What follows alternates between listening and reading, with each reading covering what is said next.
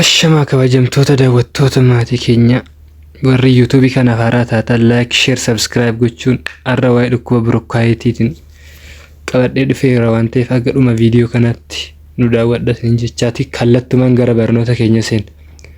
Egaa ka biroonkaayitis an jedhamu dhukkuba inflammation gaafa ta'u biroonkaay jechuun qaama keenya irratti argamu gara somba keenya irraa gara alaatti qilleensa dabarsuuf an tajaajilu gaafa ta'u bronchitis gaafa nummu inflammation jiraachuu isaa mul'isa jechaadha.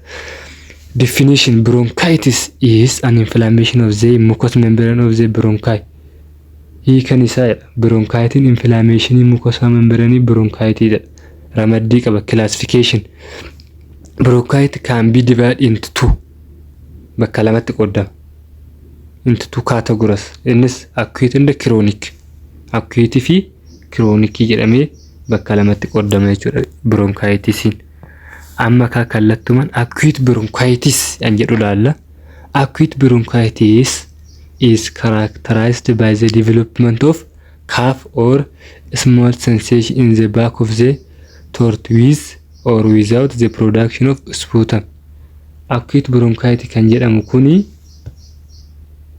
kan amala qufaa'uu kan qabu jechuudha. Kan amala qufaa'uu kan qabu, sensation of back without throat, dhukkubbii gara duubatti illee kan qabu, without or with or without the production of sputum. Hakkitaan qabuun kanan hin qabne jechuudha. It occurs during the course an acute viral illness such as common cold or influenza. Virus case about 90% of acute bronchitis. Virusin percentage 90 acute bronchitis dha jechaadha. Percentage 90. Clinical manifestation: mallattoolee dhukkubni bronchitis acute agarsiisu jechuudha. Innis tokkoffaa irratti mallattoolee hedduu qaba. Dhukkubni clinical manifestation isaa jechaadha. Tokkoffaa irratti sore throat dha. Dhukkuba qoonqoo sore throat. Qoonqoo keenya dhukkuba. Shortness of breath, hafuura kutuu.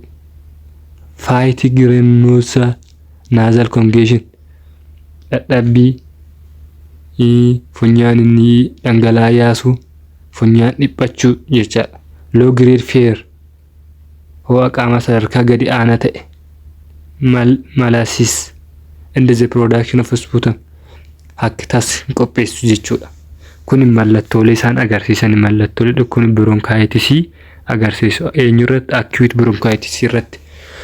Diagnostic evaluation jedha.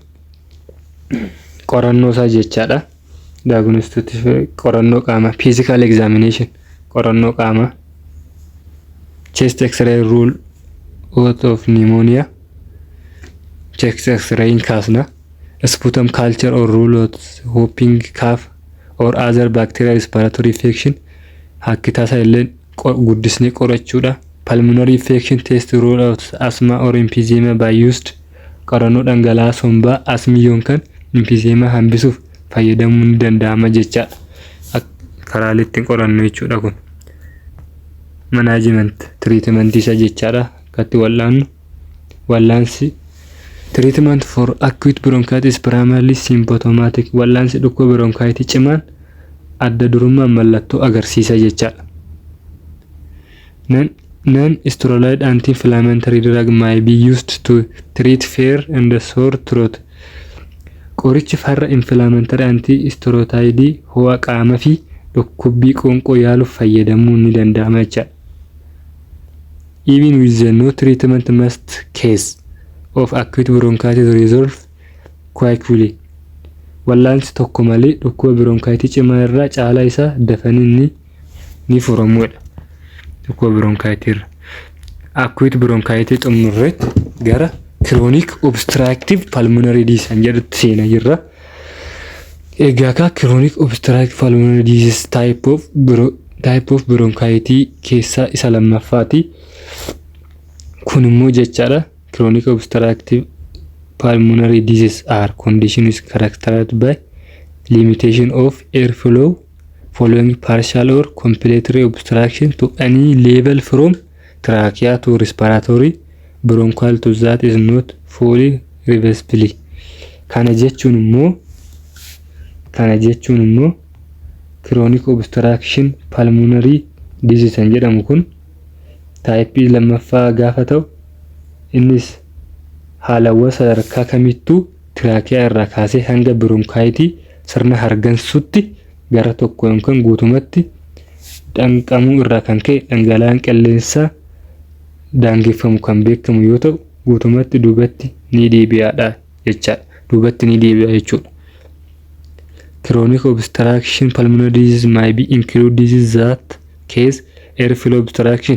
Example, emphysema, chronic bronchitis or combination of this disorder.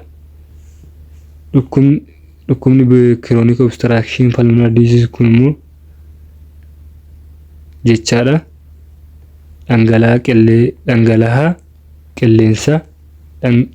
qilleensaa danquu fidan kanneen akka emphysema, chronic bronchitis yookaan walnyaatiinsa jeequmsa kan of keessatti qabachuu danda'udha. Common during the mild adult year and inside chronic obstruction pulmonary disease increase with age. Waggoota geessota giddu galeessa keessatti kan mul'atu yoo ta'u taateewwan chronic obstruction umurii wajjin dabalaa deema jechaadha. Kun egaa emphysema fi chronic obstruction walitti dhufeenyi isaan chronic bronchitis fi emphysema walitti dhufeenyi isaan gidduu jiru kan agarsiisudha jechaadha. Egaa kan risk factor rakkoo chronic bronchitis nu saaxilan annan jennu cigarette smoking is the most important risk factor. Sigaaraa xuuxuu sababa bal'aa guddaa ta'edha. Gabaabumatti bronchitis saaxilamuudhaaf sigaaraan xuuxuun baay'ee sababa bal'aa ta'edha. Exposure to occupational dust chemical indoor air pollution and outdoor pollution. Kana jechuun immoo dafqa hojii yookaan keemikaalota faalama qilleensa mana keessa fi faalama balbala alatti saaxilamu hubamu infekshinii jechaadha. Paatoofiizoolojii isaan laalla. Erga dhukkuba bronkaayitiitiin qabamne booda mallattoolee qaama keenya keessatti mul'atan jechuudha.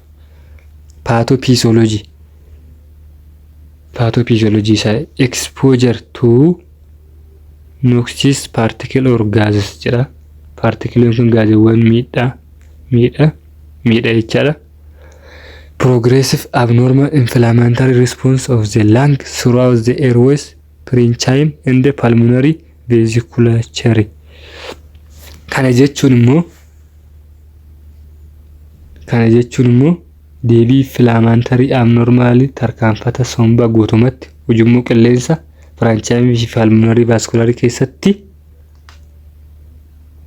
jechaadha. Over time, this injury in the repaired process causes scar tissue formation around the airway, lumen and the bronchial distraction. Yeroo booda adeemsi miidhamuu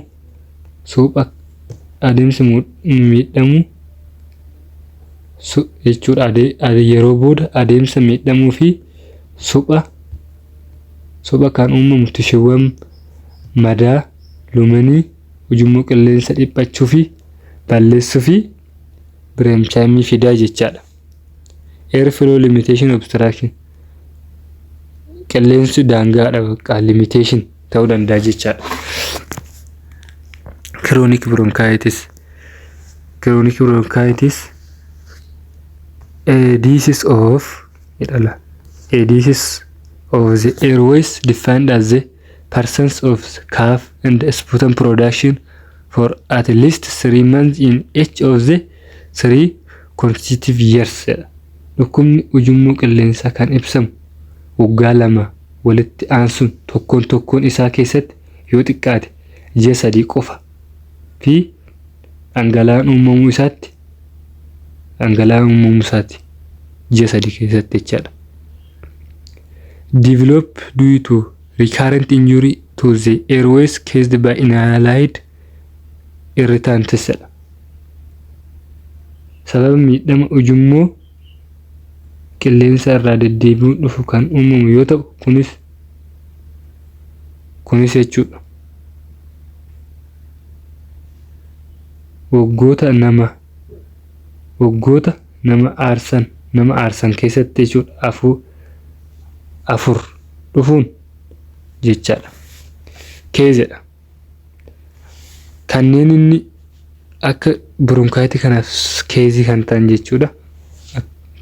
Bronchitis kanaaf kan cigarette smoking, exposure to pollution, sigaaraa xuuxuu fi faallama garaagaraa faallamaaf saaxilamu. Wide range viral bacterial infection can be produced acute post infection virusii baakteeriyaa bal'inaan yeroo cimaa ta'ee uumamuu danda'a. Wide inhaling cold air produce bronchial spasm. Qilleensa qabuun hafuura baafachuuf bronchial spasm fida. Immunocompromised dhaabaan increased risk developing bronchitis. Immunocompromised carraan dhukkuba bronchitis qabamuusaa ni guddata jechaadha. Ni guddata jechuudha. Tiyoorisaa baay'ee isaa wal qabata. Paatophysiology isaati ammas kunis numa achi olitti ilaalletanii paatophysiology isaati. Smoke irritant are airways resulting in hypersecretion of mucus and inflammation.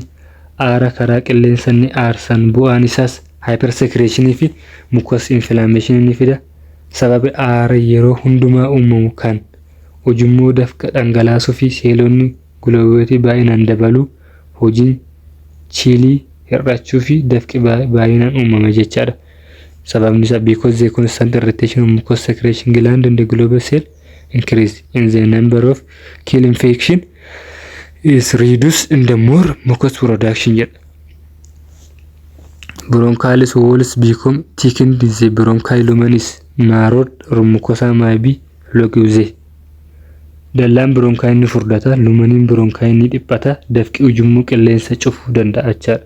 Increase mucus production, inflammatory change in the ultimately fibrous in the airway walls. Inflammatory fi umarratti fibrous in dallaa ujummoo qilleensa keessatti hafu jechaadha. A chronic productive cough in winter months is earliest sign in the chronic bronchitis. Qufaa oomishuu yeroo dheeraa ji'a qorraa keessatti mul'atu mallattoolee jalqaba dhukkuba bronchitis yeroo dheerateedha. The cough may be expected by cold weather, dampness and pulmonary irritants. Qufaan kan jiidha qilleensa qorraa fi wantoota somba aarsuun hammachuu danda'a. The patient usually has history cigarette smoking and the frequency respiratory infection. Dhukkubsataan kun yeroo baay'ee seenaa tamboo xuuxuu fi irra deebiin infekshinii sirna hargansuu qaba jechaadha. Homaalte chronic bronchitis ta'e jechaadha. Chronic bronchitis ta'e jecha wallaansa isaati qorichoota isaa medical management. Recurrent bacterial infection are treated with antibiotic therapy. Infekshinii baakteeriyaa irra deddeebiin dhufu yaala antibiyootikii yaala to help removing bronchial secretion. Sababni isaatis dhangala'aa bronchitis balleessuuf gargaara jechaadha. Antibiyootik. Bronchodilator are prescribed to relieve bronchospasm. Bronchodilatoriin bronchospasm salphisuuf ajajama jechaadha. Pastoral drain dhangala'aa deebii. Fluid administration qoricha dhangala'aa ajajuuf jechaadha. Egaa ka daawwattoota fi kabajamtoota keenya torbeetti dhufu emphysema isinii qabannee waan dhufnuuf amma waan hordoftaniif guddaa isin galateeffachaati. Kallattumaan maatii YouTube chaanaalii kanaa warri taatan subscribe, share, like gochuudhaan support ni gochaa isiniin jechaati. Mata dureen keenya har'a asuma irratti goolabuuf yaallara. Agadhuma viidiyoo kanaatti waan na dhaggeeffattanis irra deebiidhaan guddaa galatooma isiniin jedha. turtii gaarii amma walitti deebi'aa.